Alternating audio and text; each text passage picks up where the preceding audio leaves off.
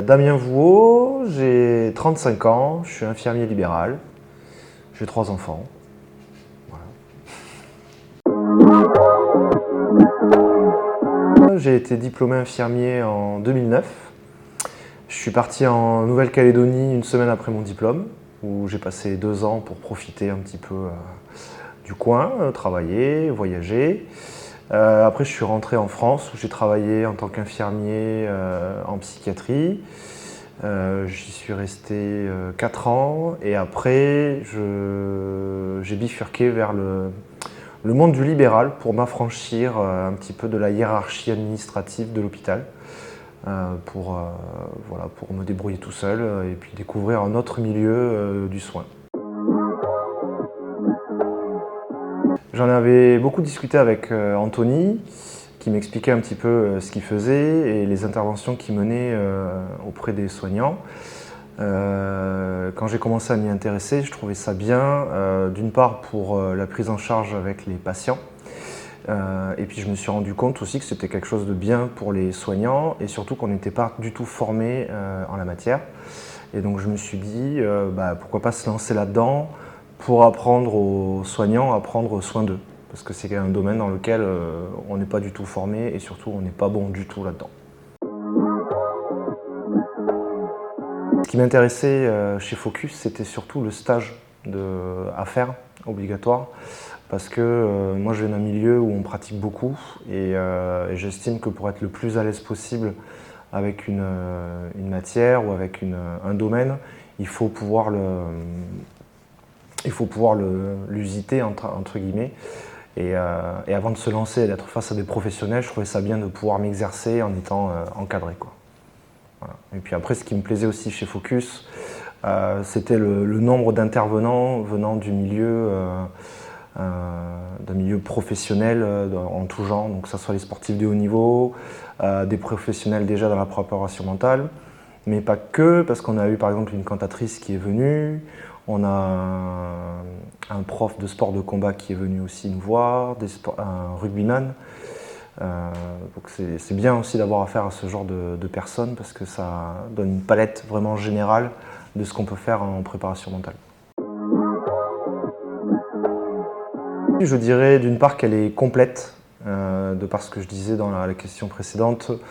Voilà, la venue d'intervenants de divers horizons.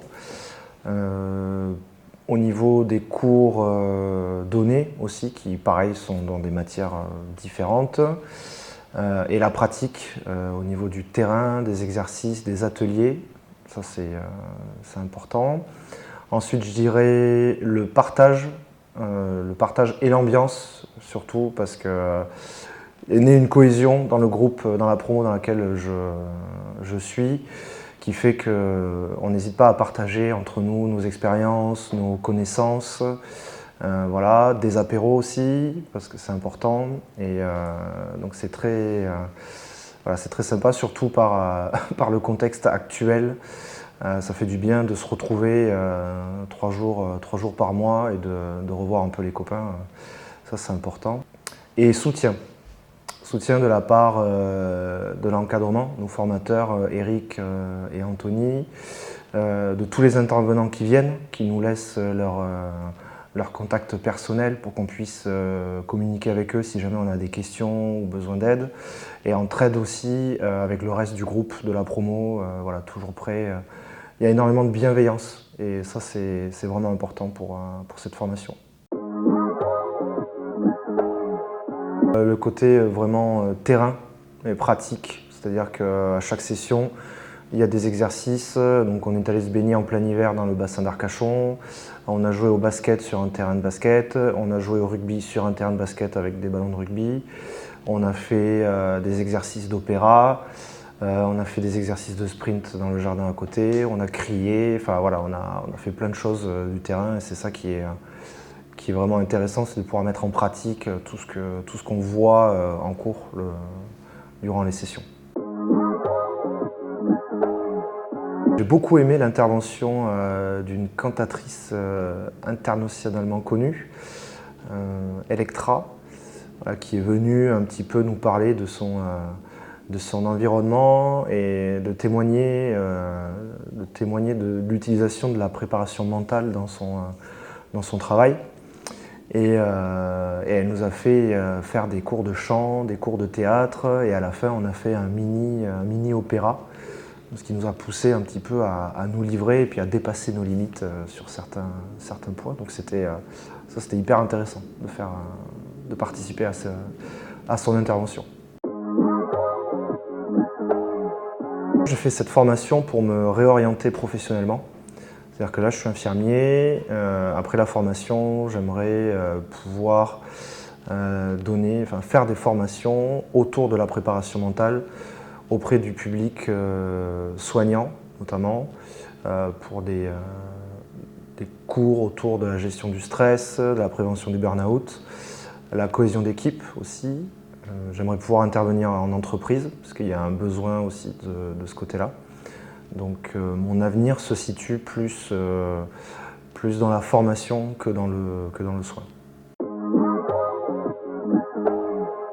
J'en ai eu plusieurs, parce qu'on fait plein de rencontres. J'ai rencontré notamment au cours de mon stage au CREPS de Talence, je suis à la section judo en pôle France.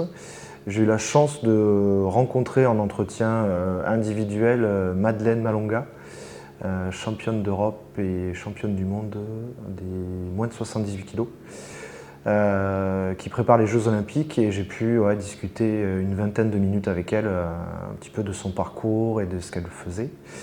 Et ça, c'était pour mon stage, c'était hyper intéressant. C'était une rencontre très très enrichissante, vraiment.